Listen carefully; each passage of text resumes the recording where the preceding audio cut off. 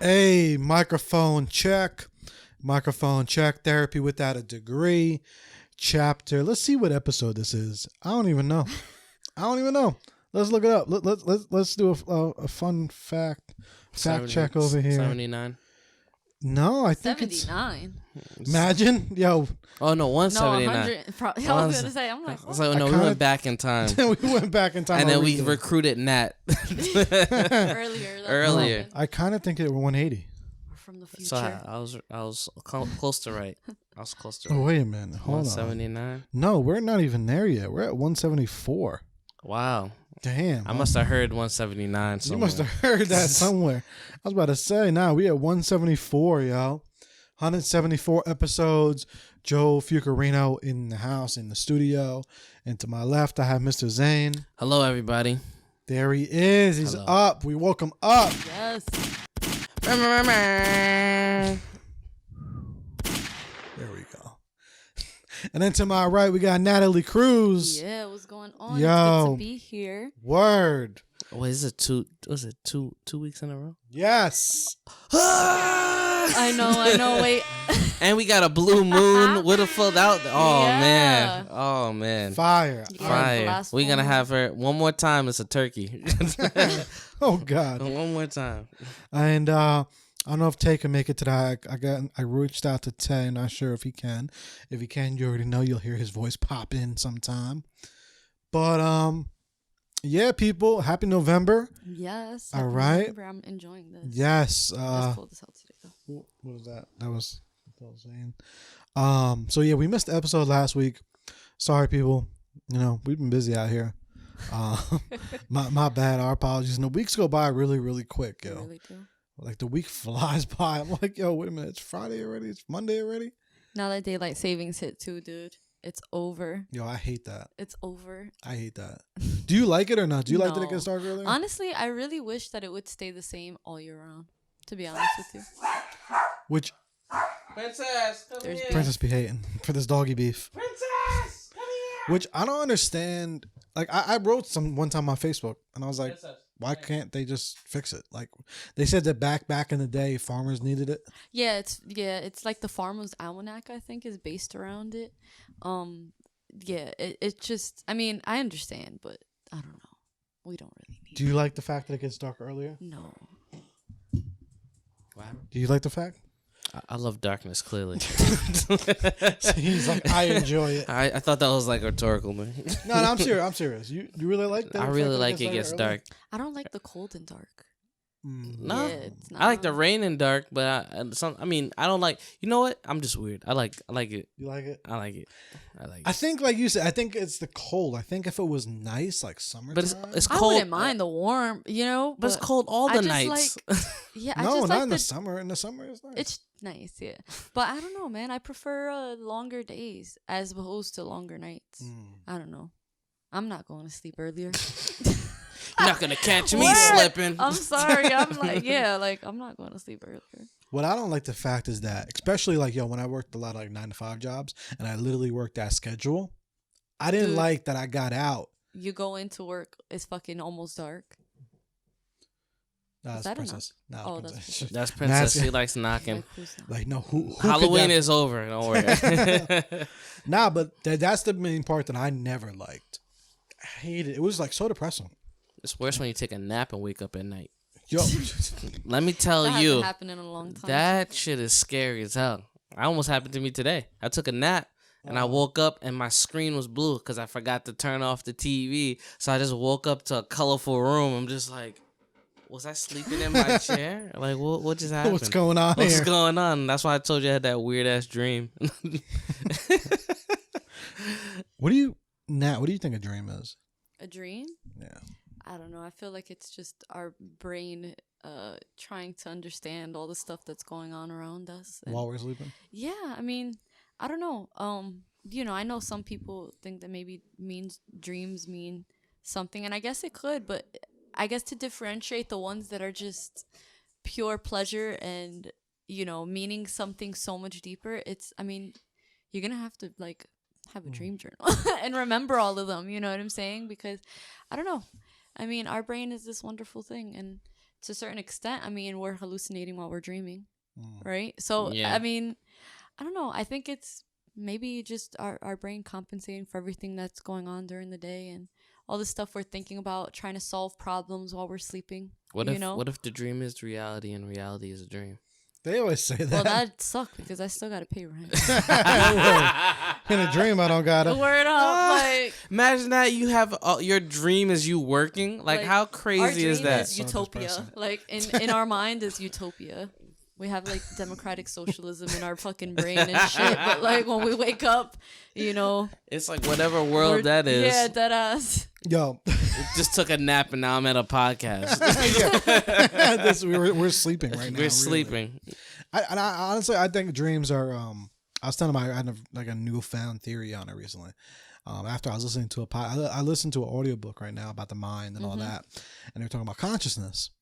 And I've always said this for a while that I believe the consciousness is separate from the brain. So I think your conscious is like from your soul, right? So I think your dreams is like part of your consciousness, kind of just running rampant, mixed in with other consciences. You know what I'm saying? Like, like what he was saying, oh, if you had a dream with somebody. Yeah. I think it could be like part of their conscience and your conscience. Yeah. Be aligned. It feels like That's that sometimes. interesting. Because I mean, yeah, sometimes it does. like that, and also, the brain is like a filtering mechanism, I believe, for the soul, your soul and your conscious. So what happens when you're asleep, and when you're asleep, it's like the brain is almost like kind of turned off. So it's kind of like the conscience is just there. Because, sometimes like if you thought about something in the day, you have a dream of it. Oh, yeah. Or something like that. So I just think it's just, no. Like dormant. Like it's just like in the back of your mind. Yeah, in it's the back kind of of your just mind. dormant. Yeah. But then you had a dream of it. Yeah.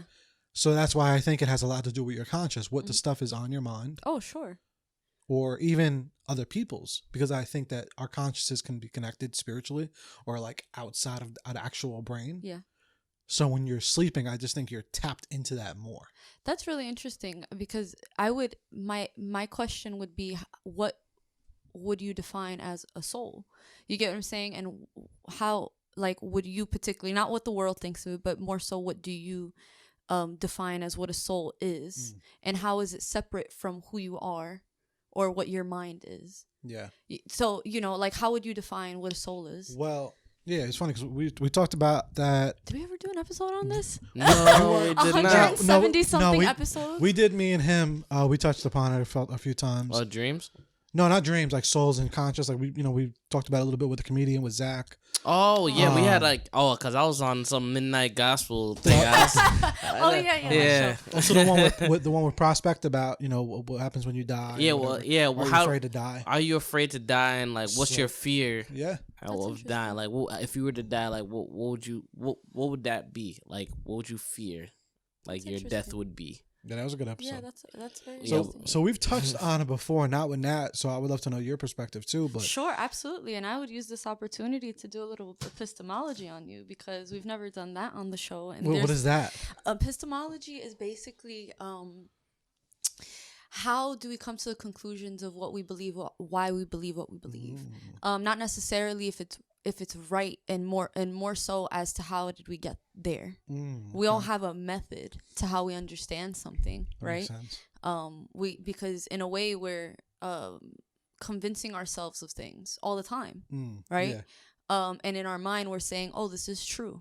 For example, you go in the car, subconsciously you go in the car, you don't think, oh, I gotta put my seatbelt on. You go right? Because you've convinced yourself, oh, I have a higher likelihood of surviving every time I do this. Yeah. But why? How did we get to that conclusion? Oh, well, I've been wearing my seatbelt my whole life. Yeah, you kind of conditioned. But if I ask you, hey, well, why do you think that? You're gonna say to yourself, oh, well, here's why, X, Y, and Z. And most people know why they think what they think, but trying to understand those reasons, I think, is more important, because sometimes we have to figure out how we got to that conclusion, and less as to why we think it, but more so how we got there, the journey into which we got there, and if our process. And if our thinking is logical in that process, right? And what kind of thinking are we using to get to that conclusion? Very interesting. That is. I mean, I I never really thought about it too much until, I started listening to there's this author. His name is Mark Goger, and Is that the author of the Upside Down Thinking? yes, Is that it? it? That's the one. Yeah. So when I heard him on a podcast and I heard him talking and he mentioned a lot of different studies, I was like, wow. Like he was talking about a study to where I could show you photos, right? Yeah. All different, 4 different types of photos, and that you would react. Yes. Like your heart rate or whatever would react. Yes. Before you actually saw the photo. Yes. So when things like that, there was the different studies. There was also different studies about DNA. Mm-hmm. All those different things. So once I really dug into all that, that's when I was like, oh, okay, wow, that makes sense. I started digging into the whole conscious, type of stuff more, and then just really thinking about it. And just to me, it makes sense to that it's not part of the brain. I think the brain is just the filtering mechanism for your conscience. The physical thing. Exactly. Yeah. It's just the physical piece that is taking, and I think like your soul is part of like your conscience. I believe that we all have that, or we all share one. Sometimes I think many different things about with this stuff. I think that sometimes there's just one big conscience or whatever in the world, and that all of us just get a piece of it. Like an atom. You'd have to break that down a little bit more for me. I don't remember science as much. Like, I don't know. So everybody, like, if you break down things to like the atom and its molecules and whatnot, so I would say atom is a little bigger. So if we were a consciousness that were all connected, then like this phone has X amount of atoms in it. Yes, and then we all had a piece of that. And each person is an atom, but it forms one solid consciousness. Yes. So I think that and that's why we would be connected. And then also in our dreams, I feel like we could tap into that a little bit more. Yeah, because because I don't know why we would kind of break out from that, which doesn't make any sense to me. But like when we're asleep, we're more connected than we are awake. So that's always, I never would understand that. But then there's people who can actually channel that while they're awake. And that's what makes them, that actually just pushes their percentage of like because it's like, is intellect and your soul connected? Like, you know what I'm saying? Like, does that mean because you have a high intellect, does that mean you're in tuned with yourself spiritually? That's interesting. Because those are somewhat divided. I think once you start tapping into it, and once you, because it's weird, man. Like, it's weird. Like, once you start, like, thinking about it and kind of like paying attention to it, you start almost being able to kind of like do it. And that's why I don't, because last time I did it, I was in space, and that shit was weird. Because I felt like I astral projected, because I just like laid down, and what happened was I kept on questioning, and then each question broke down even more and more and more to the point where I felt like I was like just gone. I'm enjoying this. Yeah, right. And so it started off with like not the purpose of life, like what is life, and then I broke down the whole concept of life itself, and then like, all right, when we leave, then where do we go? And then I said perhaps here, and then I just kept on going, and then my brain just sent me off somewhere else. Yeah, and I was just like, this is weird, and I just didn't do it again. Once you started digging, I started digging deep, and I feel like a lot of people don't want to feel like that, because you'll end up, I don't know, not that you'll lose yourself, but I feel like you'll lose yourself. And people don't want to lose themselves. They don't want to lose, let alone lose themselves. And it's untapped territory if you're thinking and you're just maybe perhaps astral projecting out of your body. You're like, I don't want to go too far, because if I can't get back, then I'm gonna be stuck, or someone else jumps in my body, and then you have these doubts that ground you. And I think that's what reality is. It's grounded doubts. It's doubts that ground you. Doubts that ground you. That's pretty. Whoa. That's dark and deep at the same time. That's dark and deep, because it's crazy. I definitely think there's something to do with it. You know what I mean? Like, I just definitely think there's something bigger than what we all think. Because it's crazy, yo. Like I'm telling you, you could focus. Like, I could be thinking, let's just say Nat. I could just try to focus on Nat be like, yo, just have you in my mind without you even realizing it. And I'm a firm believer now that after of doing this, if I focus on you enough, you'll end up calling me one day. Or something, or like I was thinking about you. Something will happen. You know, like that whole saying, like, you know, where your focus goes, your energy flows. Like I really, really believe that shit. No, it's true. Like if you start focusing on like getting money or keep Zain busy 2020, I have never not been busy since that phrase has been created.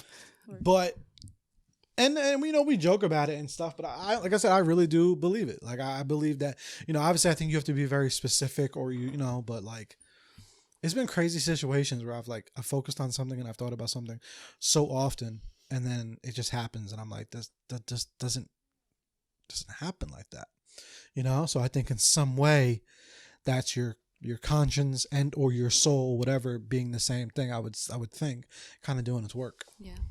I think that in a way we might, I don't know, and maybe this is not the pessimist. I think that's a wrong way to describe it, but I think that sometimes we count our hits more than we count our misses. And mostly because maybe, you know, when something doesn't work out in our favor, we're just kind of just like moving on with my life. Like, you know, it'll happen. And then when it does happen, it's like, oh, this reaffirms the belief that I had previously, into which it did happen because I kind of kept it close. Doesn't matter if it took 3 months or 3 years, right? If it eventually happened, it's like, oh, all right, it just wasn't my time yet, but this is the right time, right? And it kind of, I guess in theory, it's like when you buy a car and you notice that car everywhere.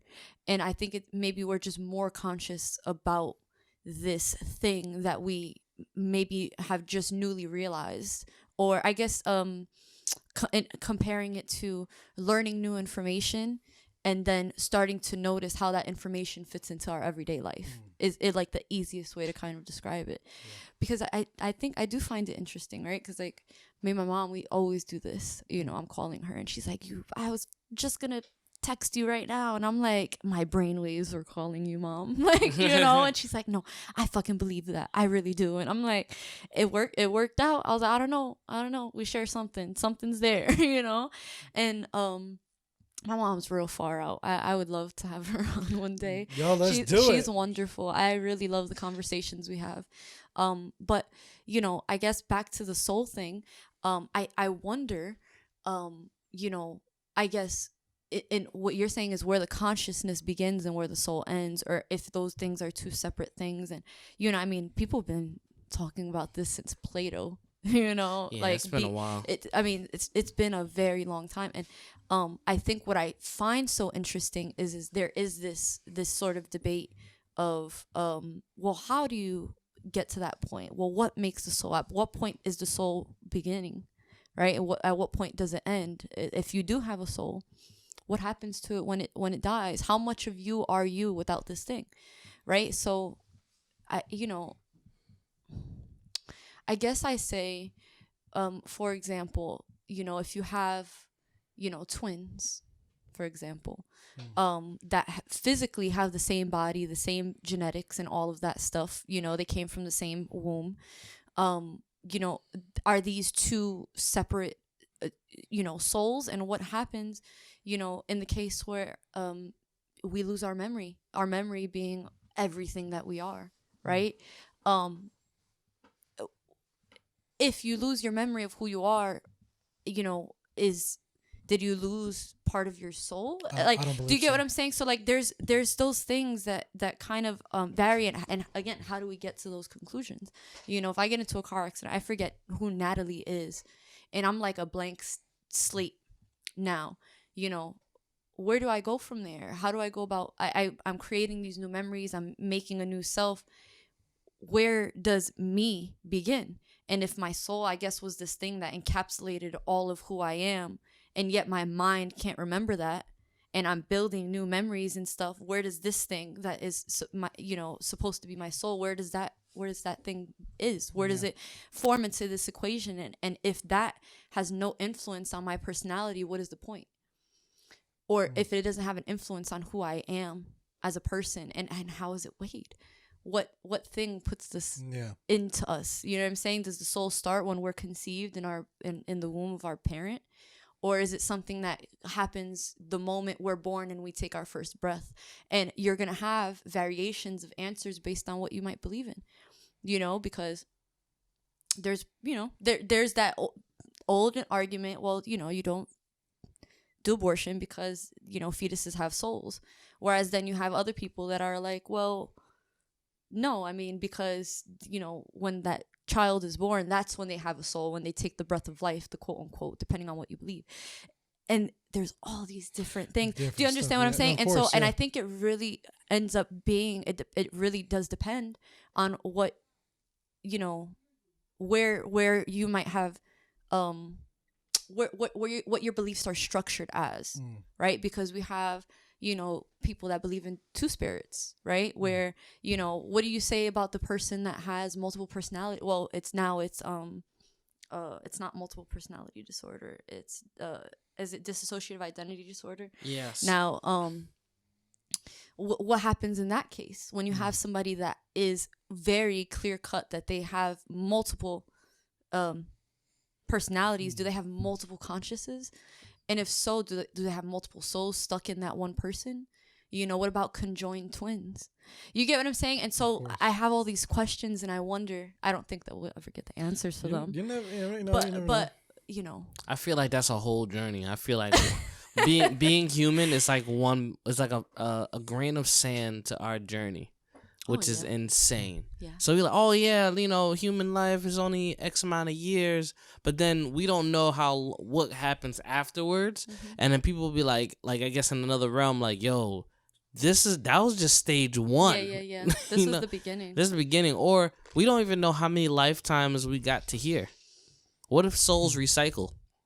But that's another thing too. Then over. You're talking about reincarnation. Exactly. And again, at what point, if I die and I'm supposed to be reincarnated, who's the person or who's the thing or who is this puppet master that's saying, oh, you know what? Your soul, it just turns out that you didn't do what you were supposed to do, and here you are into something else. You know what I'm saying? It could be random. But again, if it's random, is it this? You know what I'm saying? Is it randomized? What is the supporting thing behind that? If you think that people reincarnate, or if you think that our soul's gone, like, how do we go about figuring that out? You get what I'm saying? Because I would love to know. And then that next level, because you're right. Yeah, I would love to know, because I want to know. You know what I'm saying? I feel like I might be wrong. Those questions make like life entertainment. Because think about it. Yeah, if we had the answers, how boring would that be? If whatever answer we wanted, there's the answer. Like, well, I guess I'm not searching for anything now. Honestly, I feel like there would still be things to find out. I think as humans, we fight to kind of make things logical in our head, right? And I think that's why you have something that's called cognitive dissonance, where when you believe something truly and very strongly, when there is evidence that doesn't support that, where it's like there's this mental block, it's called cognitive dissonance. Like, it's actually it's a psychological thing that happens. And I think to an extent, I don't think that people want to be wrong, right? For many reasons, you know what I'm saying, for just experiencing pain and discomfort. Nobody wants to be wrong, right? But I think that we're always gonna have questions. Yeah, I think that we're gonna see, because you know what? Even if tomorrow we found out that we don't have souls, we were all androids. Do you get what I'm saying? like, how does that change the fact that we still gotta pay bills, right? And we still need to care for our friends the right way, and that we still have to take care of each other. Like, you get what I'm saying? It's like, oh, I don't have a soul. All right, cool. I'm not, all right, well, there's more important things to worry about. And it's funny because that's not going to change anything. Because like, if I said, oh, no, there's no souls don't exist, and that was like a definite answer across the board, it doesn't change. You got to go to work. You got to do this. It doesn't change. You still show, quote unquote, love to this person. Yeah, it's not like, I think the people that, I mean, you have to have some sort of extreme belief in order for that to change your perspective on something. You know what I'm saying? Or maybe your whole purpose for believing in something rested on that one foundation, And now that that foundation is gone, you're looking back and saying, well, I don't hold these beliefs anymore because they're attached to this. You get what I'm saying? And so, you know, it's our beliefs are like, I think of them as like a spider web and less of like something that's like linear, right? Like a timeline. You know, it's kind of just like, this is our thought process. And then all these things are kind of attached to us believing it. And, you know, the breakdown of somebody's beliefs in total relies on breaking down different ideas that might not be true and might very well be true. Exactly. I mean, it's funny because we eat chicken. We know where that comes from. I mean, we know how it's produced, yet we still eat it anyway. Yeah. Like it's just wild to me. It's one of those things that we've just kind of all like, all right, well, we've accepted. It was like, you know, it's bad. Like, and it's like some people like, yeah, that's bad, but I'm still gonna eat the chicken. Yes. You know what I'm saying? And then there's people who change. They change their whole way of thinking. They say, you know, I'm no longer, because I know this, I'm no longer indulging in these activities anymore. Exactly. And then they create groups. Yes. And then and because like you're like-minded, oh, Joe, you're not going to do that anymore. That means we're cool. And then we create these groups that don't do that, or they do things differently. But this just goes to show you how important our belief structures are, right? Because I think it's most evident in the extreme side of things, you know what I'm saying? The extremists on any issue, you know, how these people are influenced by the things that they believe because they believe it so much that, you know, they're ready to, you know, put their body on the line for something, whether that's good or bad. Yeah, because their beliefs are so strong. I just think with any belief, you just got to educate yourself. Absolutely. You know what I mean? Depending on how passionate about it you are. Like if you're gonna be that passionate to go like full like vegan or something.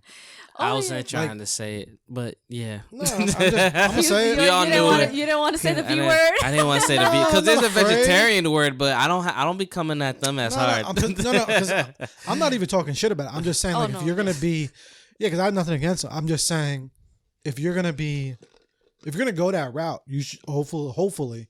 You're just educating yourself a lot on all the sides, the sides that you're against and the sides that you're not against.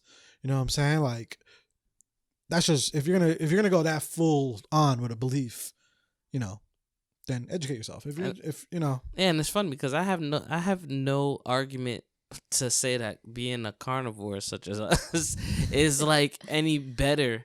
Or like, and if we became vegan tomorrow, like it's gonna change my whole existence. Like I feel like I have no solid proof that, like I could just go be vegan tomorrow if I wanted to. Like eating meat shouldn't. It's like there's so many options to have nutrient, and you don't necessarily have to eat meat. And I could give you a whole bunch of arguments on that, but it's like you just do it anyway. Do you think you can go vegan at? Like tomorrow. I guess if I tried, sure. I mean, I love my veggies. I mean, you know. Would you really, really miss meat? No. I'll be honest with you. June would. I wouldn't. Definitely. But June. you know, it's not like I'm not opposed to cooking it, preparing it, all of that stuff. Yeah. Like, not a big deal. I've killed a few chickens. What about vegan? Yeah, I mean, it wouldn't bother me. Vegan? I gotta say, okay. But I know I mean. I would still have to cook it in my house, you know what I'm saying? Because I have to. Of course, yeah. It's just something that my family does, you know? Like, I mean, listen, it is very hard to go to any sort of Latino party family thing. And yeah, I mean, listen, it's rare. It's rare. Damn near virtually non-existent.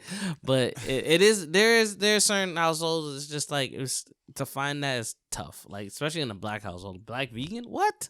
Yeah, they surely exist and there's groups dedicated to it, you know, but I mean I'll be okay. I won't complain. Like if it was like, listen, this is your rations and it's vegan. I'm gonna be like, yo, it is what it is. I mean, I'm gonna survive. As long as it's food. Yeah, that's what I mean. It's fine. I think I could do vegetarian. I don't know if I could do vegan. Vegan's a little tough. You can't eat meat if you're a vegetarian. Yeah. I know. I'm not a big meat eater. So just you would rather be a vegetarian? No, I don't believe. I don't believe in 100% because of the science that I hear that. On meat. But I'm just saying, like, if I had to, let's just say, I don't think it would be, I wouldn't be really crazy. What would be hard for me is the vegan. The vegan one is tough. Well, How is that what different? would you miss the most? That's a big difference. Because like vegetarians, for example, right? So it says So it's no just bacon, there's no- poultry, yeah. fish, meats, or any seafood. And then vegans, then like, but you also could have products. So for example, I guess animal byproducts like cheese, eggs, milk, all that stuff. So vegetarian, you can have that, but vegans don't do any of that That's stuff. yeah. See what I'm saying? That's Anything that comes from an animal, that's vegan. Yeah, vegans and is anything. Which but is vegetarian. You could still have dairy That's products. yeah. See that dairy, ice soup dairy is what you have as a vegan. But you know what? See, like with being like with plant based, there's thousands and thousands of plants. I think the issue in which it lies that I see a lot of vegans talking about is this sort of, being a vegan is cheaper and this and that, not taking into account that there's food deserts in certain places where literally like you don't have access to all of that fresh fruits and vegetables, and so it doesn't matter that it's cheaper. Certain people in certain communities are going to only have access to certain things like in reality. So it's like, it sounds utopian, but in reality, for a family that doesn't really have it like that I don't know, that may live in a food desert, it's like we're gonna get whatever we're gonna get to eat that's gonna nourish us and make our family get through this day or this week. Some people argue that that like in order to be vegan, like the actual production of like the farms for the vegans or whatnot, they kill more animals than they do actually. I mean, like they kill like anything that. Oh, you trying to piss somebody off. I'm pissing somebody off. No. It's funny because it's not really funny, but so when you have a farm and there's like animals there that are trying to invade your product, you have to terminate them. Yeah, I mean, I think we have to come to the reality that is that we there needs to be some sense of animal production and doing it, but it has like there's an ethical way to do it. Like you don't have to beat the pigs up before you fucking kill them. You get what I'm saying? Nuts. Like really, like seriously, like when you kill a chicken, there's a way that you're supposed to hold it. There's a way that you're supposed to do it to make it smooth. There's a way that these people that raise these rabbits and do certain things, there's a means of doing it that you're not causing more suffering. So I mean, to really sit here and be like eliminate all animal based products from the world as a whole, and I don't see that happening. I just don't see that happening. You have a better chance of lowering carbon emissions by putting laws on the corporations which are making the most of the carbons. That doesn't matter if every regular ass person goes vegan. We're still gonna have global warming, right? We're still gonna have all that shit. We need to be dealing with the big companies that are actually putting out 70% of the emissions that the world is dealing with right now. So it's all about money. In reality, it is all about money. You know what I'm saying? So for the angry vegan that's commenting on people's posts and you're immoral and this and that, meat lover, it's like, okay, great. You know what? Also be a vegan, but also be anti-war. Like, you get what I'm saying? Also be like pro human rights. Also be like, you know what I'm saying? It's not like neither can you be vegan and be like pro animal rights but also be anti human rights and also be a racist. Like, you get what I'm saying? It's like if you value animal life more than human life in the sense that you're willing to fight tooth and nail for animals but not go out and see your own biases, then you're fighting a half-ass battle. You know what I'm saying? Because at the end of the day, like, animals are animals, and of course we're like we are animals. We're a species, like, and like, you know what I'm saying? We're different species. At the end of the day, that's what it is. We're species. So nobody's out here protesting bears and carnivores because they're literally hunting other animals for food, but of course the issue is that of course people are over consuming for pleasure, and I could understand that argument as well. Like, I could even throw in another argument. There's no need to eat fucking shark fins. Like, you get what I'm saying? Like certain things that are like, it's what are we doing? Like it's unnecessary to kill that many sharks, and like you are throwing the ecosystem off balance. But to like seriously, like, take some advice from farmers and people that actually have to kill these animals for the sake of food production. Everything is a living thing, so plants are living things too. But what if I want to get my protein from bugs? Like, you get what I'm saying? Like, if you're a vegan and you're that much, are you fighting for the rights of bugs too? Like, you know what I'm saying? Because they are obviously conscious creatures. Yeah. You know what I'm saying? Like, so where do you draw the line? That's a good question. Where do you draw the line? Where do you draw the line? You don't want to kill chickens. Yeah, you're not going to kill the chickens, but you're cool with slapping and killing the spiders that lives in your house. I don't know. You know what I'm saying? And I think that we all have blind spots in that sense. You know, I'm sure people point out my blind spots, but it's just interesting. I don't think that there's a need to look at somebody's morality and be like, you're immoral if you eat meat. Like, oh, okay. Your ancestors were immoral too, and y'all pillaged and raped and destroyed colonies.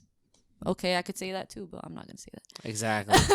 It's like generational issues. Like, you could change things today. This is what we got. And you can't ignore what's existing. If you know that other humans aren't being treated right, then that means that don't bring up the past. Just fix it. Yeah. What can you do to contribute? What can we do right now? Yeah. That's it. What can we do right now? A day at a time. Yep. It's all about balance too. At the end of the day, balance, people. Yes. Also, we did have an actual topic. It wasn't a crazy long topic, so that's why I was like, let's talk about all this interesting stuff first. That was a whole topic right there. Whole topic. But no, because I don't really see this one being that deep. I mean, it goes. Where is it? Why are men and females so passive aggressive with each other when it comes to talking? Then they said, like, why are our communications so poor when it comes to misunderstandings? Some of us don't say shit if we have an issue because some of us females will look crazy. Then guys, we feel they should know what to do and what not because the next person to feel some kind of way. That's what they said. I don't know. I think it comes down to personal communication, to be honest with you, versus as a whole. You know what I'm saying? It could potentially be a pattern in the people in which we choose to talk to. You know, we might not be seeing a pattern, but I mean, we can't account for somebody else and how they communicate. We can only account for ourselves. You know, and so passive aggressive, I don't know. I don't know how that fits into the equation. Like, I've seen it, but I don't know. I guess the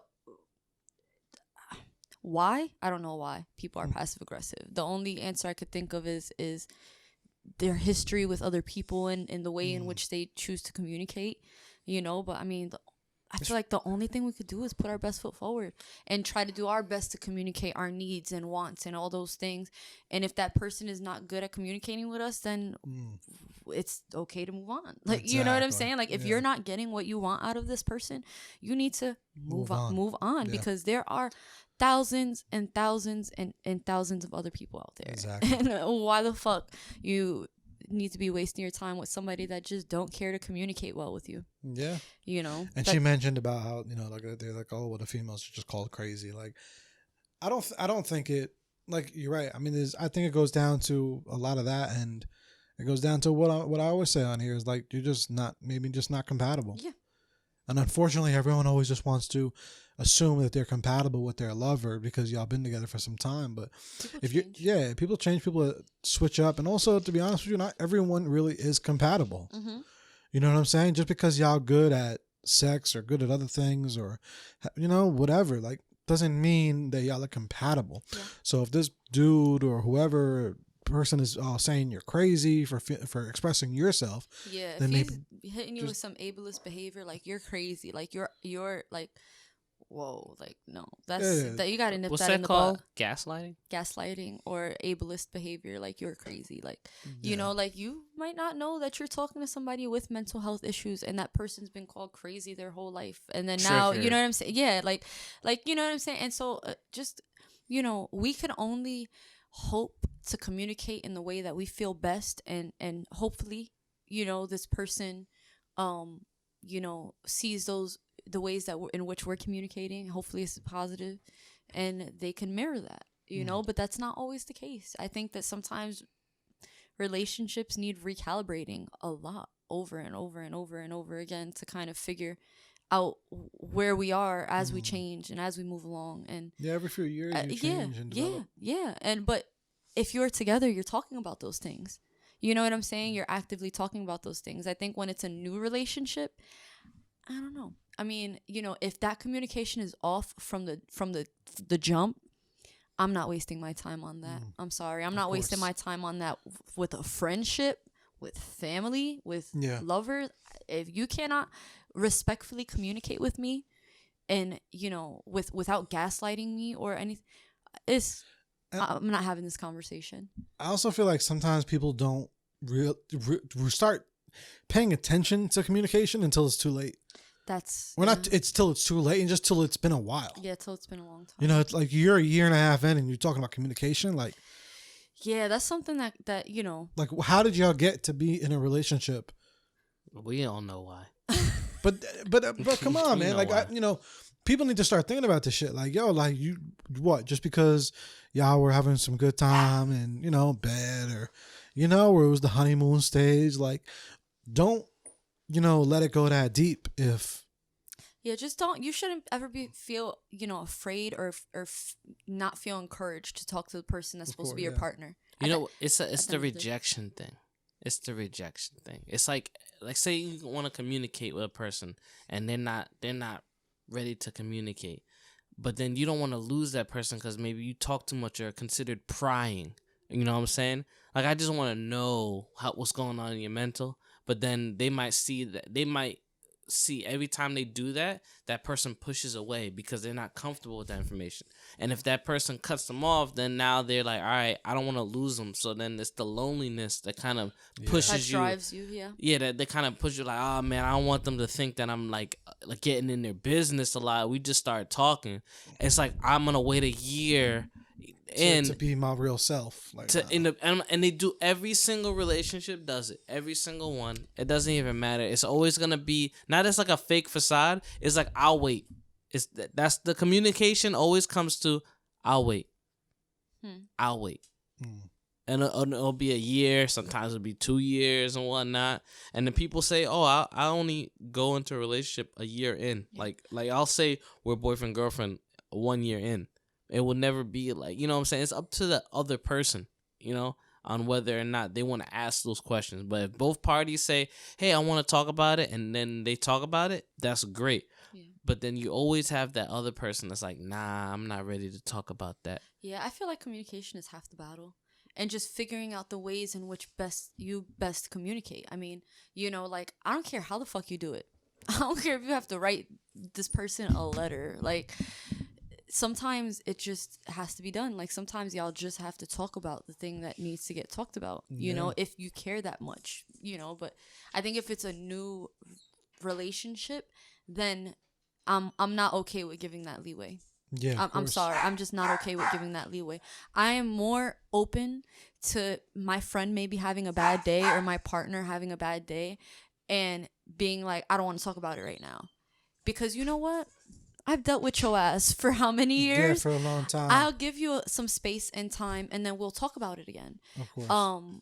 But for a stranger or somebody whose temperament I don't know to treat me with a cold shoulder, to be, you know, in your words, passive aggressive is not acceptable. No. That is not acceptable. No. You know, those are red flags 101. So I'm not gonna accept that from men or women, like whoever you are. You can't accept that from any person, especially less a person that you have intentions of having some sort of romantic relationship with. Yeah, of course. And like, you know, I see sometimes people will feel that maybe sometimes in the beginning of a relationship because they're like, damn, I don't want this person to not like me. Fuck that shit. You have Make boundaries for yourself and do not allow yourself to be treated a particular way that's anything less than that. I'm not saying be out here on some, you know, I'm not going to talk to anybody that talks to me because of X, Y, and Z. No, I mean, you know, I don't like men all that much, but, you know, neither are they the bad person either. You get what I'm saying? And so I think you have to set a boundary. I'm not accepting somebody sliding into my inbox asking me, that may want professional services or whatever, but saying, "What's up, baby girl? I want to know your prices." I'm sorry, I'm not responding to you. Of course. You're not treating me like a serious human being. Like, no. We're multifaceted human beings, and for somebody to just treat you in this way that's passive aggressive is not okay. Yeah. Don't accept that. But also, I did want to mention something on the flip side is, if you keep getting these people coming at you like, "Oh, you crazy for acting like that or reacting this way," like sometimes, you're not crazy, but maybe you're just, the way you're communicating is not correct. I think actually you make a good point, because we also have to look at our communicating styles. Exactly. Like me and June. It's not always right. Yeah, I mean, and most times. I'm just saying people. No. I get it. It just slipped in that way. No. But you're right though. Sometimes you have to look at yourself and your communication style and be like, where am I going wrong? Where am I fucking up here? Because if I spoke to 10 people and 8 of them say, "Bitch, you sound like you got an attitude," I'm gonna be like, maybe I do have an attitude. Maybe I've been doing this my whole life and I don't realize I have a nasty ass attitude. Yeah. Right? And, sometimes it takes for that to happen and being realized like, oh, me and June's communicating styles are 2 different things. But, you figure that out as time goes on, and guess what? We talk about it. And it's not passive aggressive, and it's not, battles. It's like, I'm not going to be disrespected, That's just the bare bones. And you got to look at yourself and then look at that person and be like, "Yo, I'm sorry. You know what? I'm sorry I came at you that way." And apologize when you're wrong. If you find that you are wrong, just apologize for it. Yeah. If you care about that person, apologize for it. And if they care about you, they'll apologize for the way in which they've acted as well. Accountability. Because we all have bad days. Of course. We all have bad days. We fuck up. Yeah. You know what I'm saying? And a lot of times we're led by our emotions, when in reality we need to take a little bit of a step back and just, okay, you know what can I do to really change the situation? Because is me ripping this person gonna make it better? Is it gonna solve? Is it gonna open up doors for us to talk, or is it gonna close those doors so that person thinks every time I'm coming at them sideways, which is not true. I'm just very passionate, or I'm just this. You know what I'm saying? So, we gotta kind of sometimes figure out a method that is the best way to communicate between 2 people, because we're all gonna have different communicating styles. And you got to dig in sometimes. You got to dig deep to figure out. You got to, do some self-assessment. That's why I always say, self-assess, because, you could be communicating perfect, but also you could be communicating totally wrong. Yeah. So that's why, maybe the person isn't reacting correctly. Maybe they should be, maybe you should have said it like this. Yeah. Instead of being like, "Yo, you crazy." But still, you still got, it's not always just them. You do got to check yourself at the same time, on just to get on both sides of it, because there's a lot of time people will get that and they'll be like, "Oh yeah, everyone telling me I'm crazy." And it's like, well, did you look at you a little bit? But what's the checklist for that? Well, that's a whole other topic. I think that's a whole self-assessment. Let's ask. Yeah. Let's simply ask. Let's say me and you are having our dilemma. Yeah. And you say, "Nat, yo, you bugging right now." Yeah. I need to understand why you think I'm bugging. Why am I bugging right now? Please tell me. What am I not seeing? Where I'm wrong? Tell me. Because you might say, "Yo, you're bugging because, I asked you this question and all of a sudden you got defensive." And then I said to myself, "Oh, you got defensive. Now I feel like I can't talk to you." And that's why I said that. Damn, why did I get defensive? Because I thought you were coming at me. I thought you were accusing me of something. And it's also the tone. It's not even just this like sometimes people's tones is like I read it the moment the words come out of your mouth. I detect the tone. I detect the tone. Yeah. And this certain way is very important that sometimes I'm telling you. That's how you talk. You're sassy. You know what I'm saying? Yeah. Sometimes somebody might be like, "Oh shit, this person being a bitch," and I'm like, "Yo." Yeah, because they could be like, I could be like, like if I'm talking to Joe would know the different tones. Yes. And then most of my tones that me being an asshole is not high. It's not like it's not a high voice. Yeah. That's why I call him, because his texting tone is trash. Dry. Sometimes it's alright. You need a drink with that text. Right? That shit is Nah, I dry. get. You know, it's funny. The reason That's why okay, though. it's dry because people expect me to either add. If I don't add a LOL or LMFAO or a happy face or any type No, of emoji, it's fine. We know you. You don't have to do it. exactly. For you guys, no. But it's just like other people. Nah, sometimes he does. Nah, sometimes I'll be like, wait a minute, what? Because he purely is a Gemini.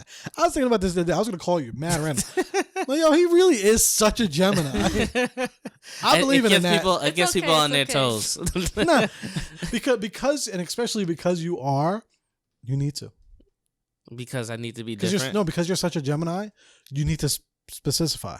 Specify. I can't fucking say that. You need to be succinct. Yeah, but Yes. because who I am, and I could detect other people's, I could read people's like I'm very empathetic, and I could read people's moods. So if you hit me with some tone like an attitude, I'm gonna check you so quick. I'm like, listen, before I respond, I would like to know what's going on. Yeah. I'm not gonna even say anything yet. I'm not gonna say, oh, your tone is an asshole. No. Yeah. What's going on? I need to understand this. Exactly. Before I blow up, I just want to know. Yeah. Can you rephrase the question one more time? Yeah. I just would like to know. And then that's it. And communication is key. So certain people who are passive aggressive, it's miscommunication based on their tone. Yeah. They could be like, oh, like, I love you. And then be like, but why'd you say it like that? Yeah. For sure. And I think it does take getting to know somebody for that, right? Because neither can we sit here and tone police people.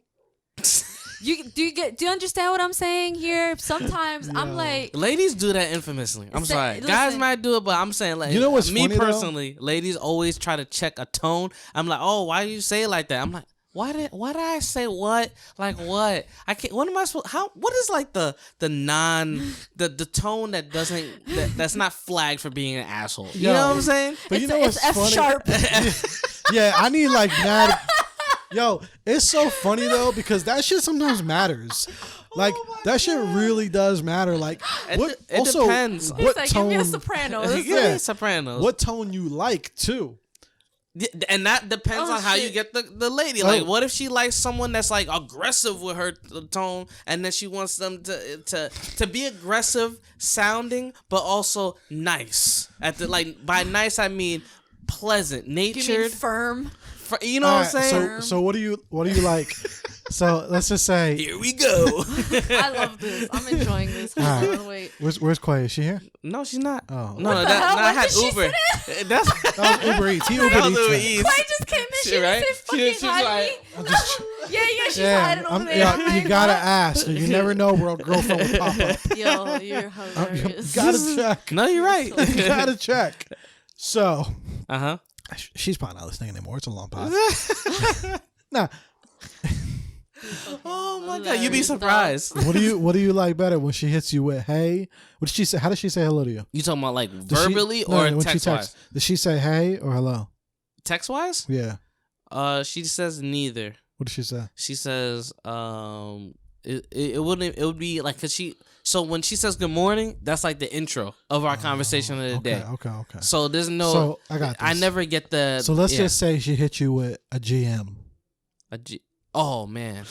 Wait. Just Oh, GM. look at that. It matters. Look at that. Listen, don't. But then, what if she hit you with like good morning with like 3 O's 3 O's. Nah, it's different. and like a sun emoji? That's different. Sounds happy. That means she's having a good day. You see what I'm saying? But this time, That's so she tough. hits me with a good morning. No GM. Yeah, just good morning. Because it's always an emoji. So that's when like I neutral. see it, So that's neutral. but when there's no emoji, I'm just like, I'm just like, all right. But then what if there's like 9 fucking G's? If there's 9 G's, then I If feel it's she's just in a a really good mood. Yeah. Or something's going on. I've never I'm scared. I've never had like Somebody a else good touch your phone. morning.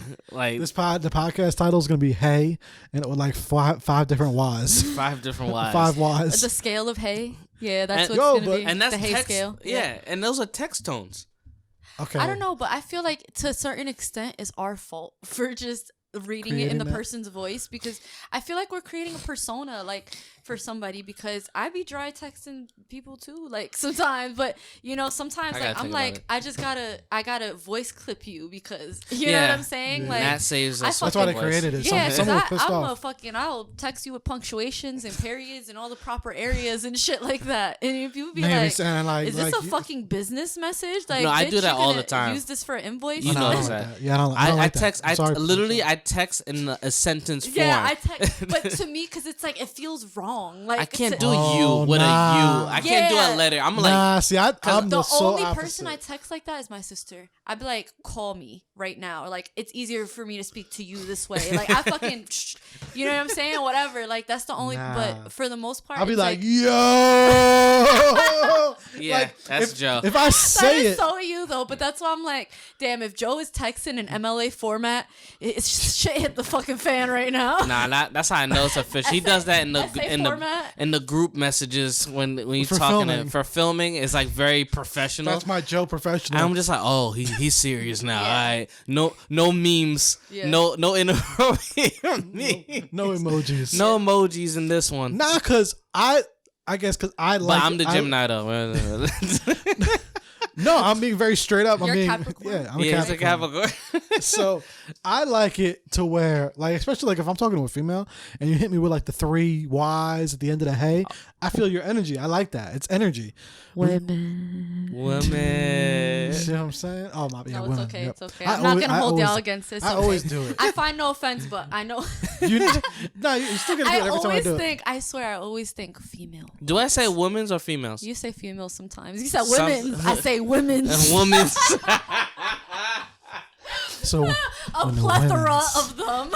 A plethora of women. So, yeah, it sounds worse now when you say it like that. It's okay. No, because I mean, no, she said it too, but like I understand like what you mean. You mean women. You know what I'm saying? Well, but she said that. She said that. She herself a woman. Yeah. I mean, we all use that dialect, but I understand. I get why. It's like somebody saying female rapper. It's like, oh, it's a rapper, but she has female genitalia. But I've been removing myself from saying that as a whole because I wanted to make it like actors. Yeah. Remember we had the conversation about actors and actresses. I just say actor. Yeah, actor. Yeah, right. Isn't that gender neutral? Yeah, it is because someone said there's comedians. There's not comedianas. We getting too much. It's too much. We learn our whole vocabulary over here, right? But I think that stuff changes as time goes on. To be honest with you, because you're right. You know what I'm saying? Because little by yeah, I think it's just something that it happens with time. To be honest with you, 10 years from now, there's gonna be a whole nother list of unacceptable language, and we're gonna be like, "What the fuck? Don't say fuck." Exactly. You know, and I'm just like, "Well, fuck you." That's right. Like, you can't say man, you can't say woman. Call everyone a human. Call everyone blobs. Nadia, human's gonna be offensive. Watch. Wait, I am not of human species. Yes. Like, imagine though human is offensive because we get we have aliens on our planet. It's just gonna go down to like being. You have to just say beings. You are a being.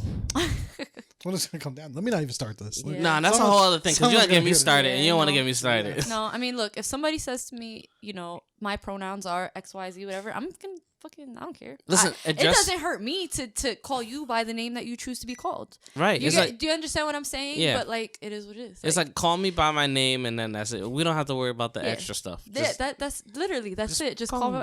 I don't care if you're like, yo, my name is Jill, but you look like a Jenna. I don't fucking care. That's your name. Like, I don't care what you call yourself. I'm gonna just call you that. Like, whatever. You call yourself. I'm the president. Whatever you choose. Whatever you choose. Yeah, it don't matter. It's not hurting me. But yeah, the tones play a major factor. So we were talking text tones. Verbal tones is different. Like I feel like course, that's a whole that plays a major factor in what makes it passive aggressive is how you say it. Now, if there's people who might have good intentions, but then their tone is completely opposite, and then that just throws everybody off. And it's just like I think impact is more important than intention. I gotta say, because I feel like impact is more important than intention because, your intention might be this, whatever, but by the time you're fucking done, what's said is said. You're right. So you might have to end up saying, yo, I'm sorry for the way that I said that. I didn't mean it that way, But you have to acknowledge it. Yes, you have to acknowledge it, of course. If you don't acknowledge it, what if you don't know it's wrong? Because there's certain people I be calling out, and they don't even realize. Well, sometimes it takes for that person to be called out. You know what I'm saying? Because you're so used to doing something a certain way.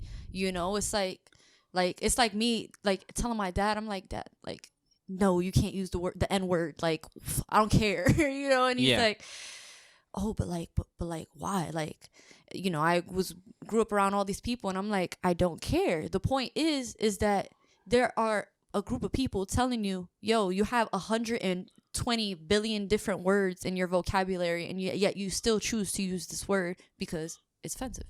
You get what I'm saying? Yeah. And it's like, yo, like, stop. But this whole time, before I said anything, the people in your circle don't find it offensive, or they don't find a problem with it. They don't. You get you understand what I'm saying? But now that me and your wife are getting on you, now you're like, we planted what I like to call a seed. Exactly. We've planted a seed. Now you're sitting back thinking, damn, should I be saying that now? Oh, damn, should I? You know what? Maybe they were right. Even though those two people said something, but my whole circle that I'm with didn't say anything to me, maybe I need to rethink that. And I'm just surrounded by, you know, yes men, or people that are okay with saying, and they don't want to choose to change their language. Then again, language, communication, all that stuff. So I think it does take for somebody else that cares about you enough to be like, yo, let's acknowledge this, you know, so we can do better. Like you said, read the room. When read the room. Me and Joe had Read to the room. retire the phrase that we no longer say anymore. Yes. But we said it because it was time appropriate, and also it's Yeah. like, damn, we can't say it no more. That's interesting. We gotta say. I gotta know off air. Yeah, we'll tell you off air. Yeah, we said it a lot, but it was like, because but the it term was is so, like, when you say it, our meaning behind it is our meaning so behind legit. this. It's like putting our foot on the pedal and then keep going and whatnot. But that wasn't a phrase that we. That's not what we said though. But essentially, that's how we went, and like, oh, sometimes you just gotta fuck it. We'll just say it. Yeah, we used to say, oh, we gotta just put our foot on people's necks sometimes, just to. You gotta keep your foot on people's necks. Oh, that's interesting. But I was like, yep, we can't say that no more. Exactly. Wow, exactly. that's very interesting. Because our method, it was completely different from the situation. You know, so then, So then when create, you as like a you're creative saying aspect. apply pressure. Yes. Yeah, No, apply this is pressure. We always use that term to be like, you know, like, and just, you know, in like a creative way, in a creative aspect. Like you know, when you say I gotta competition. set fire to people's asses. Yeah, I just gotta because- put fire. Yeah. So one of our terms was, I keep the foot on their neck. But then I was like, right after that happened, I was like, yep, that's nope, a wrap. That's done. Yeah. And we had to say no more. If we just said no, fuck it, we've been saying it the entire but you know time. What? That's so interesting though, because that right there was a form of acknowledgement. You acknowledged, you immediately changed, and you found something else that better suits that.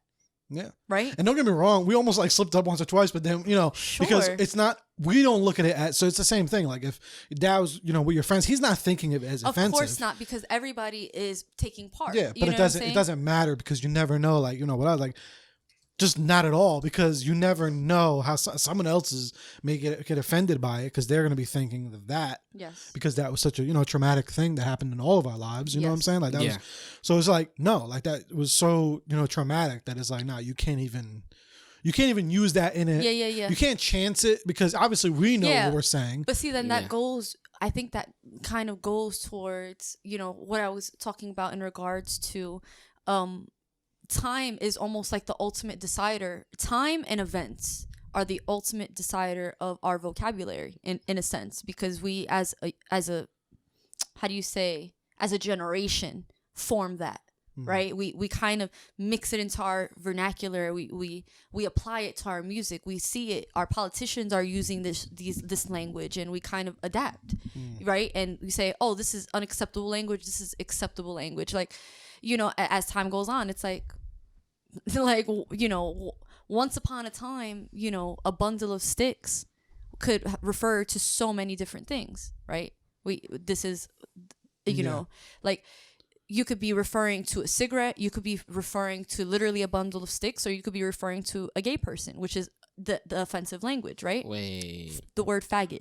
Oh, I thought you were saying bundle of sticks. I'm like, A bundle of sticks. That's what it is. What? Yeah. Like if I'm like, pass me that.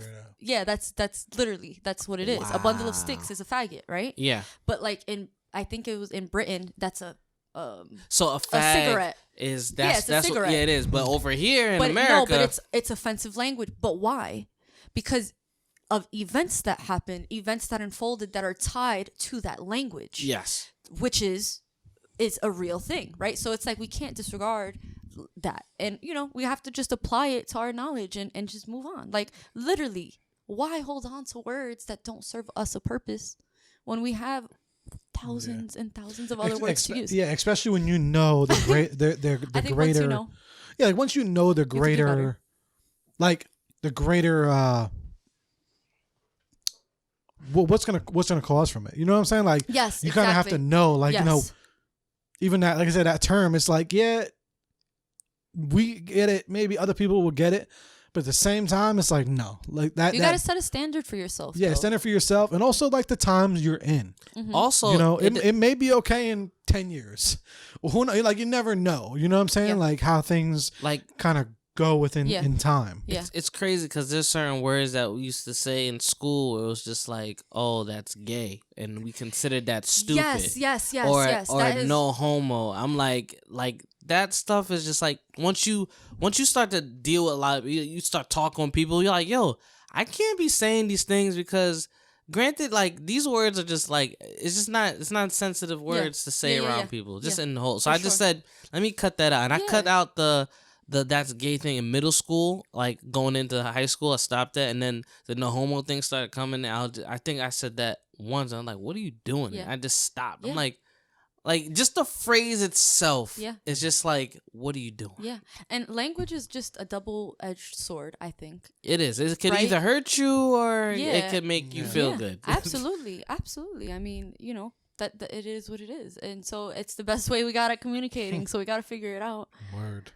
Yeah, that's why Joe. Sometimes you'll hear me say, like, if you hear everyone say like, "Oh no homo," I say, "Nah, chill, press play." that's my Yeah. automatic response, and then they start laughing. But like, it makes them think a little more. So every time they hear that, they're like, "Oh, this dude's just gonna say press play every Yeah. single time." Mm-hmm. You know what I'm saying? So it's like stuff like that. You just gotta be mindful of. Yeah. This was a good pod. You think so? Yeah.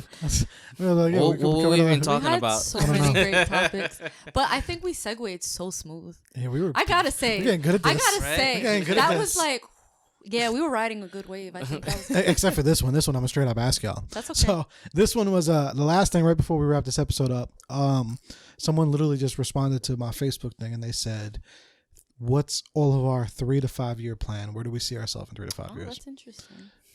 So, Zain, Is that a business question? no, It's just a- 3 to 5 year plan. Where do you see yourself in 3 to 5 years? You see, questions like that are so open ended for me because I'll answer things that don't sound. What? So I mean, your short answer Just for be who you are. yeah, for whatever be you who you feel. are. 3 years from now, I believe I should be in the millions in my finances Ooh. and have a Hey. house with a laundromat that I bought. Look at that. Big- That's what I'm thinking Big investment, dreams. I'm but enjoying also this. at least have a deal with Netflix in the 3 to 5 years. Or Zain Studios be bigger than Netflix. Or Zain Studios be bigger than Netflix. Motherfucking Yep. Nat. Do you know, it's so funny. I was looking back at the Me My Tat and I that we did all those years ago, and you asked me, where do I see myself in 5 years? And my answer to that question, which is going to be 5 years from now, Which is fine. because I just had Mello like in that sort of time frame, and she's going to be 5. So, you know, I'm looking back at that and I'm like, I want to have my own studio and I want to travel the world, and I'm just like, now I think to myself, Is that what I said? well, do you know what? Me now looks back at that and says, was I saying what I thought that the world wanted to hear? Because me now Yeah. doesn't want that. Yeah. Me now, that's not something that will make me happy. Right? And I don't know, because 5 years from now, I mean, who am I going to be 5 years from now? I think the only thing that for me I want to be set in stone is to have a business under my name, self-employed. That is like the only thing. Everything else could go kind of you know what I'm saying, branch out from there, because, you know, there's things that I want now that 5 years ago me would have never even thought about. You know? Yeah. So you want your own business? Like my name, like, you know, you know, let's say just Natalie Cruz LLC, whatever. Get it? We can do that Do you today. get what I'm saying? Yeah. We can do that today. I'm already on. Listen, I'm already on the Division of Revenue and Enterprise Services, New Jersey, state NJ.US. Yo. So you already if y'all did it looking already? well, no, I'm gonna be doing it soon. Oh, okay. But you know, for the reasons of, you know, you file taxes under your shit, you get those deductions, do you understand what I'm saying? At the end of the day, you know, like when you're doing as an artist, right? When you are self-employed, you're doing certain things, you know, like having invoices with your name on it, pay me, baby. You know what I'm saying? Oh, it feels good. That is, yes. So, you know, that is part of my goal. We gotta have that by the end of 2020. Oh yeah. We got this year. You're just during this pandemic alone. Listen, what did we do? We made LLC to I Am Zain Studios. Yeah. Oh shit. Bulletproof Fitness. Bulletproof Fitness. Therapy without a degree. Therapy without a degree. You're next. Yes, I am next. But we also did so much more this year than we like. It was supposed to be 2020 is like the. Yeah. But in reality, I think I've done way more. But I felt like because 2020 seemed like a bomb with a fuse on it, I feel like it pushed me to do way more than I was expected to do, but something that maybe I didn't want to do, but I just did it anyway. Okay. Because I had like there was no expectations. And it was just like, all right, you had time to do it. Like, all right, I had time to work out. I had time to draw. You were a little bit freer. I was free. Like, I felt liberated. Nice. And then on top of that, like, oh, guys, you don't have to work. We'll send you money. But I'm just like, what's going on here? I never had this before. Yeah, I'll take it. It was a new experience. It was for sure. Sometimes that's what you need, though, to open you up to those things is a new experience, like realizing, yo, I can live the way that I want to live. Right. And it was a taste. What do I have to do? Yes. It was a taste. What do I have to do to get there? And I think this year is definitely gonna. It's already created a lot of entrepreneurs, but by 2021, we're talking major small businesses blowing up right now. Yep. Yeah, major, sure. Which is fire because that's what we've been needing people to do for a while is understand and know their worth. Yes. Yeah, because they were held back by these 9-to-5 jobs that said, "Nah, you're cut. We're gonna cut you to save us money." Yeah. And then when you try to hire those same people back, they're like, Nah, I'm good. Like, I had some time to think. I had some time to think. I actually know how much I'm worth, and I'm not gonna do this BS no more. Yep. 9 to You're 5. on point. And then 9 to 5 is lied. Yeah, and it changed things so much that I feel like we won. Honestly, the entrepreneurs won. They realized the whole goal was to have other entrepreneurs. Goal was to have other entrepreneurs. Potential entrepreneurs realize their worth, and I think this was the year that we were like, we won because they realized like, yo, I actually can do something. People doing multiple business, and not even just one, just multiple. Yeah, you know, and that's great. But it's still a journey. You know, what absolutely, I mean? it's still a journey. We still like 2020 felt long, but it's almost done. It really is, man. That's 3 to 5. Where are we gonna be in? It's November. So yeah. What about you, man? 21. That's what I'm trying to think. Where are we going to be? So 21, 22, 23. Yeah, 3 to 5. As far as the whole Netflix and everything Zain said about the film, I want to be right there with him. I feel like we just on the tip, on the very beginning of what we. This is the iceberg. You know what I mean? But something different is real estate investing. Yeah. You know, I see by that time I should have the credit where I needed to be. So yeah, definitely between 3 and 5. I think that's gonna be where. Well, actually, not I think I'm speaking that shit into existence. That is where it's gonna be. You know what I'm saying? 3 to 5 years will be that, and you know, obviously taking this brand to the next level. I see 3 to 5 years us doing a lot more shows. You know, tours on a whole nother level, and you never know, maybe even a podcast on Netflix. They have that now. They do have that. Yeah. They do have that. So just keep taking things to the next level. And also, you know, 3 to 5 years, I would hope that I would be in a place financially to just be able to have Jaylene closer. You know? All right, we are back, ladies and gentlemen. Yes, we are back. I made you go deaf. That was good. But yeah, no, what I was just finishing up is that I hope I would be at the point financially to where I could be able to just move Jay over here closer.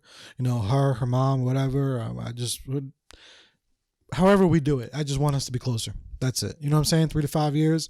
That's the main number one priority. Word. So, and yeah, but other than that, yeah, that was a fire episode. Oh, this is awesome. Nat, Always. it's been I love fun. it. I really love it. And Yeah, bump. you know, I'm gonna ask this guy right on air. You know what I wanted to do for the people? If you're down, maybe we do like a fucking commentary on Scream 4, like a behind the scenes commentary. Like we could film ourselves talking over the short, and like a behind the scenes. That'd be Like a interesting. director's cut. Yeah, like a director's cut type of thing. I mean, they do it all the time on YouTube. Yeah, that's what I'm saying. We could do it on there. So we do what we do. Like we pick snippets. No, that's all it is a snippet. It's a 4-minute snippet.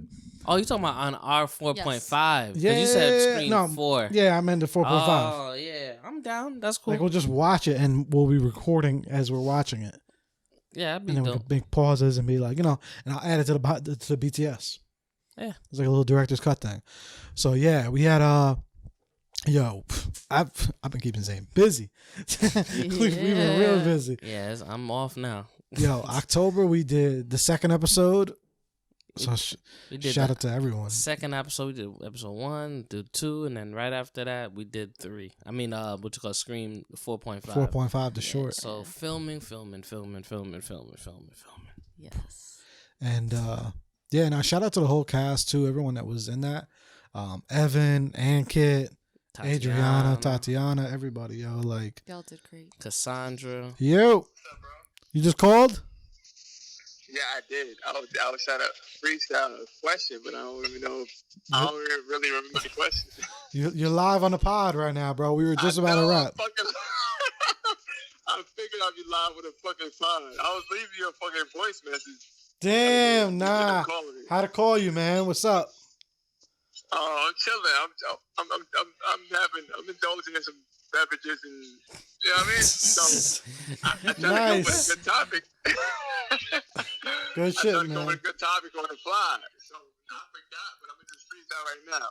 So let's say two people have barriers, like let's say that they have high trust issues, and they know, and they're one and the same. Like, do you still ask these questions, like, of these layers? Like, and I'm drinking, so fuck it. But do you still ask these questions? Should you still ask questions even though you're both, like, looking in the mirror and you both know that you're, like, well, one could be toxic, more toxic than the other, or you not have the same trust factors. Oh, if basically you're saying, so if y'all both have trust issues? Yeah, you both have trust issues. Do you still even indulge in these questions? Like, does it matter? Because, like... Well, what question is it that I guess you're asking? Does that make them? sense? I guess, Lee, my question to you is hey. Yeah, so look, my question to you, Lee, is you're asking if we should still indulge in those questions. And my question is what are you asking your partner?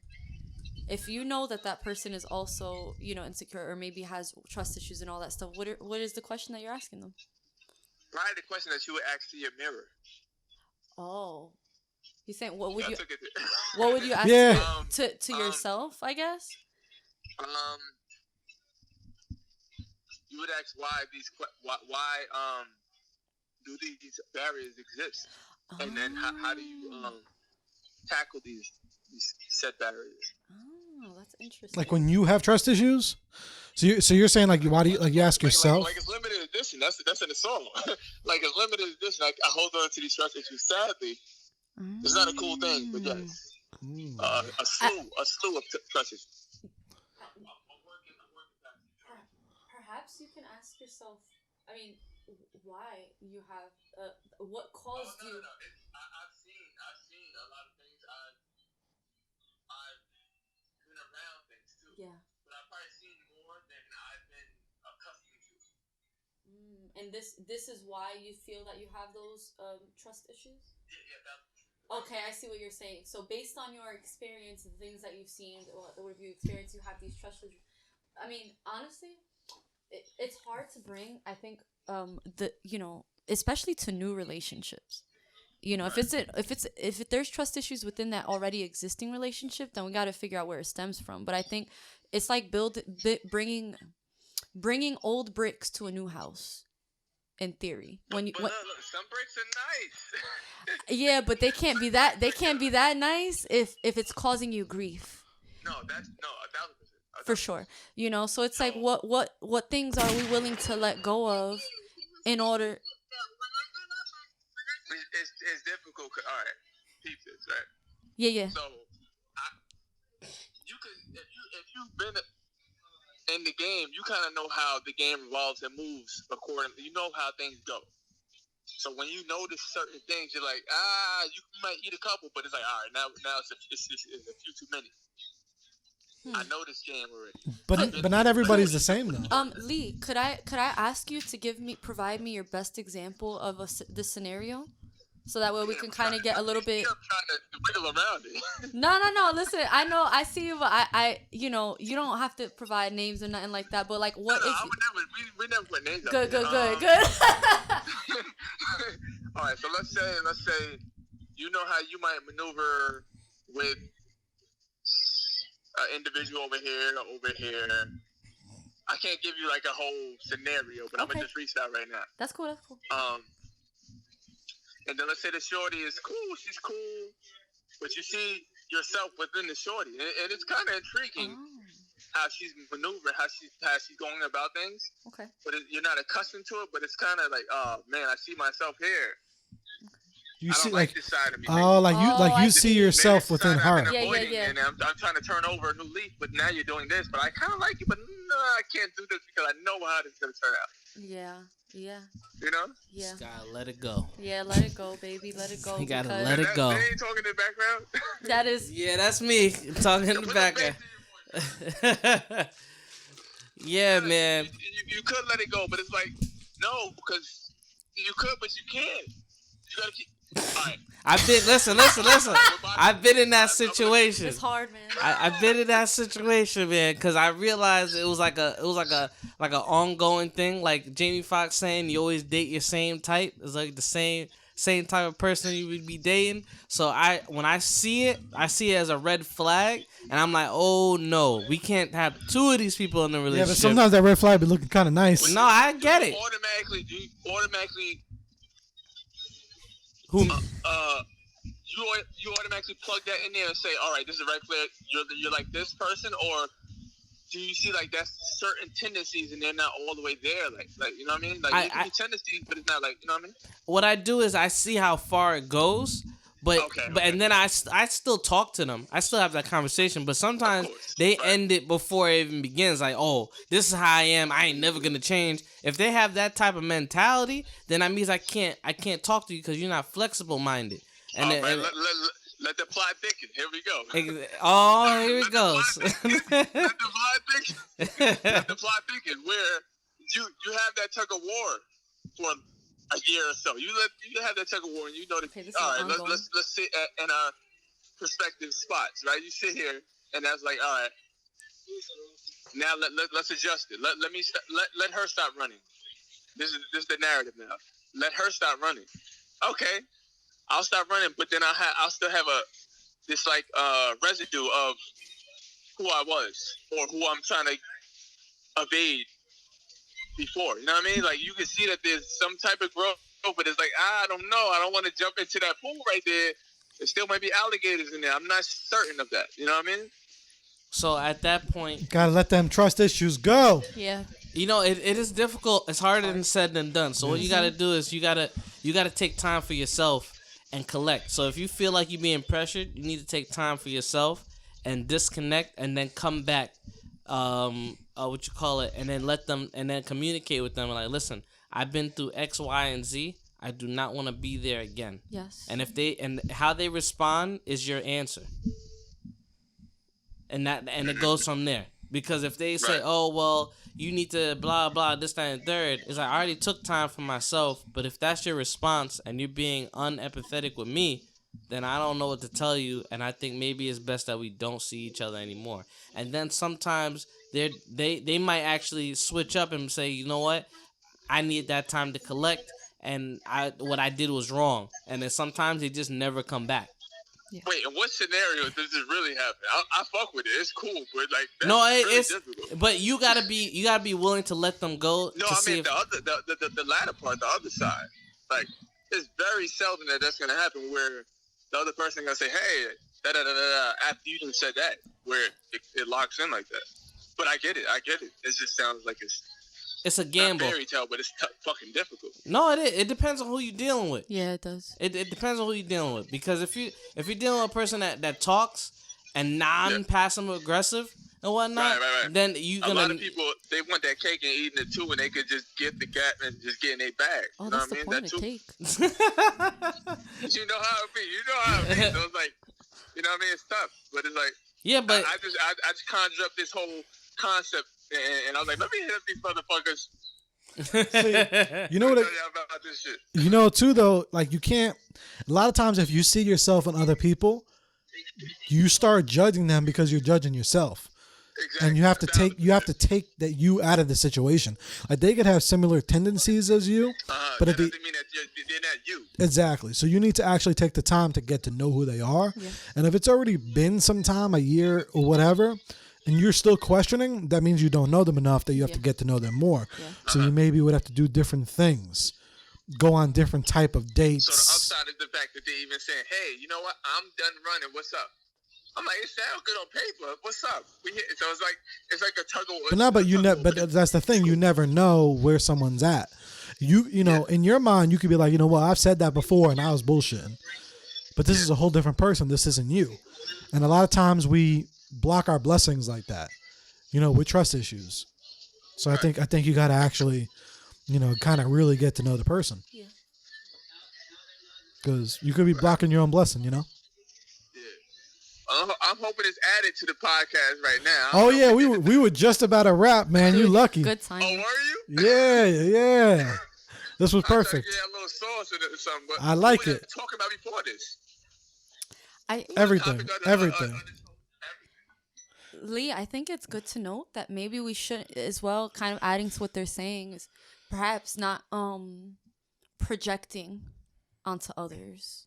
For example, you know, we might have these insecurities that are personal to us and personal to our experiences, and yet that individual that we're dealing with, that we're talking with, may not have had any of those same experiences and sees it from a very, very different perspective, you know. And it kind of goes back right to that communication and just being transparent and letting your But listen, okay, not to cut you off. There's the aspect when you're like, here, like I am completely invisible. Like look through all of this, and then they give words like, all right, here's an example. You give words like perhaps, maybe, like a bunch of safe, vague words. So it doesn't. I'm giving you the whole platform. You can stand on the whole stage and sing and be Beyonce all day. Yeah. You could be Taylor Swift, and I'm not even gonna cut you. I'm not even gonna be Kanye. Do your thing. You know what I mean? But sometimes they just want to wiggle around, give you just so much space, so much room for improvement, but not really say work on this, and this. So you prefer specifics? That's how you chop things down. That's Right? That's how you knock down these barriers when you know what it is. Yeah. For sure. I mean, wait, tell me, am I making sense or no? Yeah. Yeah. To me. Yeah. I mean, yeah. You're what you're saying is you just want them to be specific with you. Yeah, with a few things. You gotta be just let's take baby steps. And to not be passive aggressive. Yes, exactly. So we could just ask for it. That's what we talked about. We were just talking about that. Yeah, we just asked for it. Like that really, was the topic. Ask for the things that you want and you need. Like, it's okay to have those standards. And I guess that's my answer to that. Like, if you want specifics, ask for it. Can you name, like, tell that person, name three things that you need me to improve on, or whatever, and give them what they need. If you are able to do that, and if you are not able to give them what they need, then it's okay to move on, because don't we want somebody that meets our needs and our wants and our desires and the things that, you know what I'm saying, and kind of meet on that same level? It's not, you're not wrong for asking for what you would like out of a relationship or for specifics. Fire. And guess what? If they don't want to tell you any of that, Lee, Maybe they don't know. and if they don't want to tell you, look, if they don't want to tell you that, this is what you just gotta tell them, bro. To me, you're not tough to me. You're not the measuring stick of what street niggas listen to.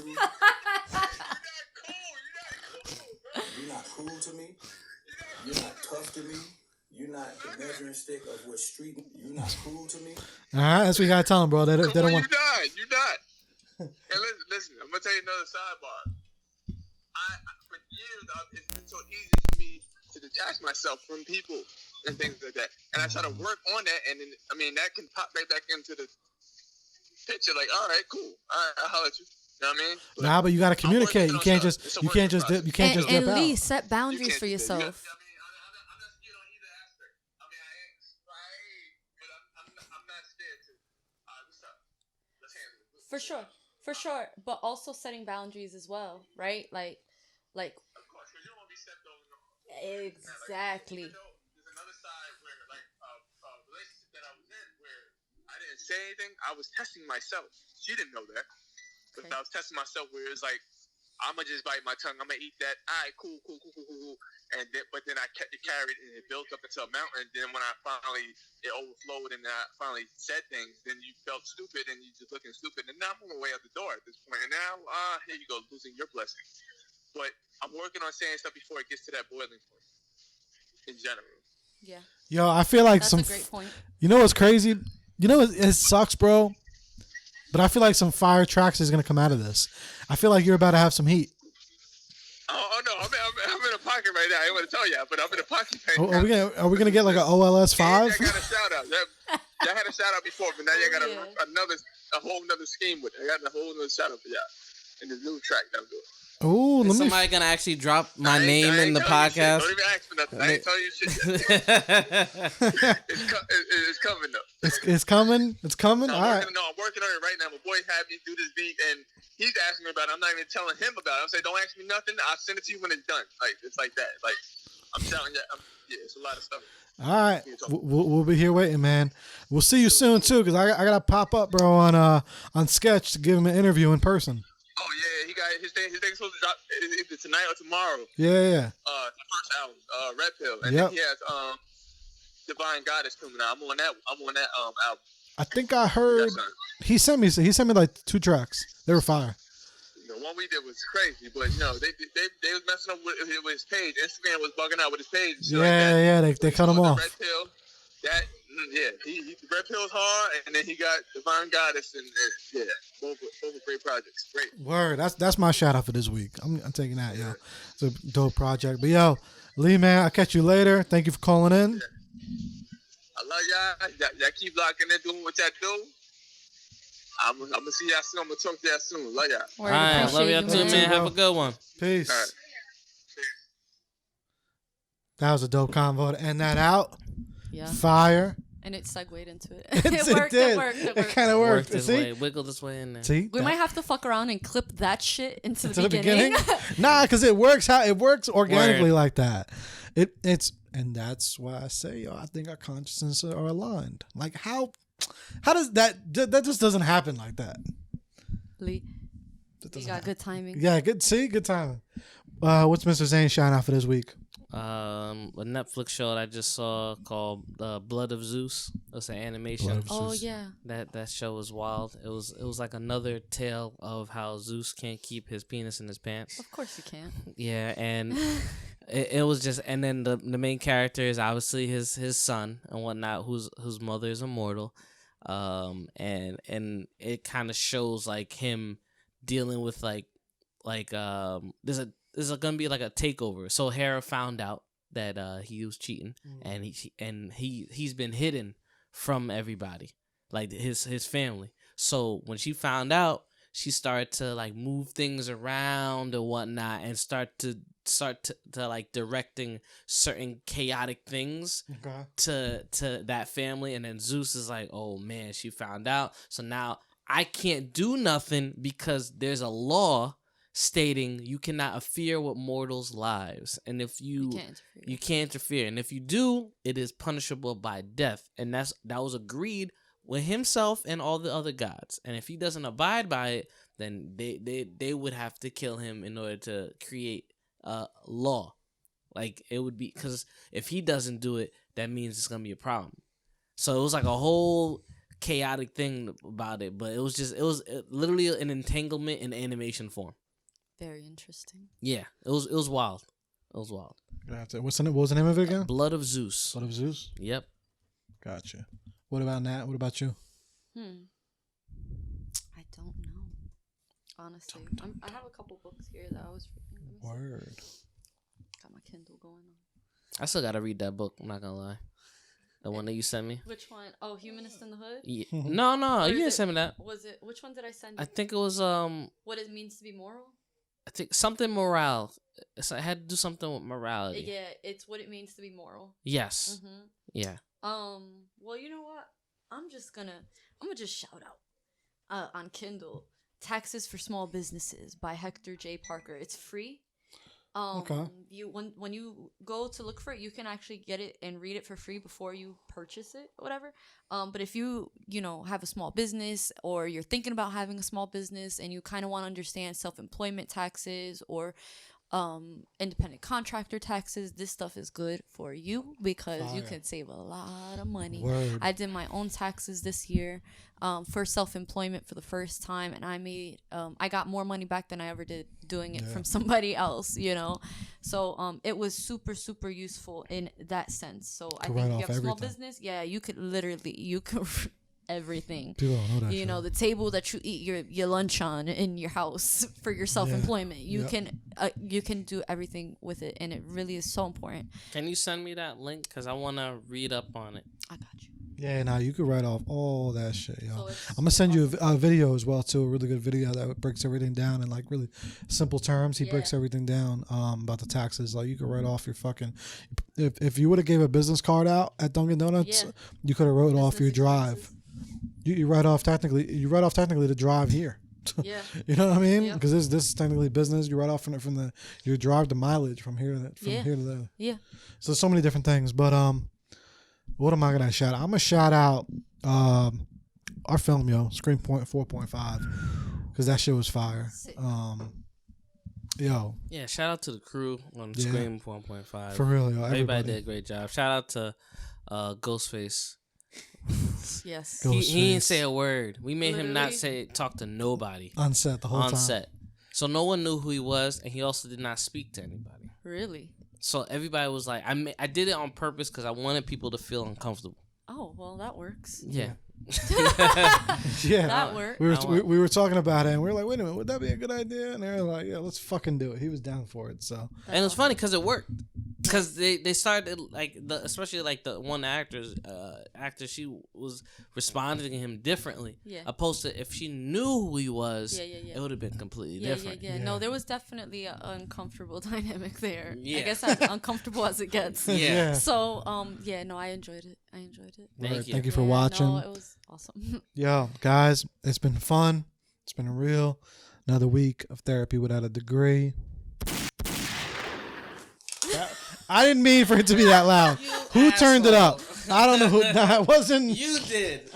Oh, before when I unplugged it. Yo, He wanted enhanced effects. My bad.